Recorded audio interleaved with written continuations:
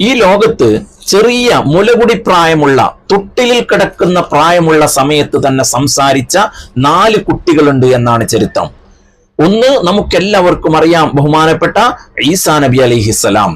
രണ്ടാമത്തത് ബനി ഇസ്രായേലിൽപ്പെട്ട ബഹുമാനപ്പെട്ട ജുറൈജ് റളിയല്ലാഹു അൻഹുവിന്റെ കറാമത്തിലൂടെ സംസാരിച്ച ഒരു കുട്ടി.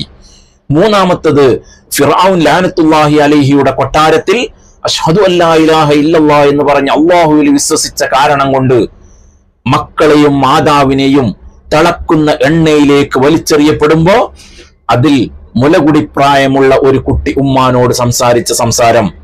അതുപോലെ നാലാമത്തതും ബനി ഇസ്രായേൽപ്പെട്ട ഒരു ഉമ്മ ഒരു കുട്ടിക്ക് മുല കൊടുക്കുന്ന സമയത്ത് അവരുടെ മുന്നിലൂടെ നടന്നുപോയ ഒരു യുവാവിനെ കണ്ടപ്പോ ആ ഉമ്മ അള്ളാഹുവിനോട് ഈ യുവാവിനെ പോലെ എന്റെ കുട്ടിയെ ആക്കണമേ എന്ന് ദുആ ചെയ്യുമ്പോ അതുപോലെ എന്നെ ആക്കരുത് റബ്ബേ എന്ന് ഈ കുട്ടി ദുആ ചെയ്തു എന്നാണ്.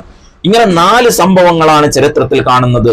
ഇതിൽ ഞാൻ ഇവിടെ പറയാൻ വന്നത് ബഹുമാനപ്പെട്ട ജുറൈജ് റളിയല്ലാഹു അൻഹുവിന്റെ കറാമത്തിലൂടെ സംസാരിച്ച കുട്ടിയുടെ ചരിത്രമാണ്. ആ ചരിത്രം വളരെ വിശാലമാണ്.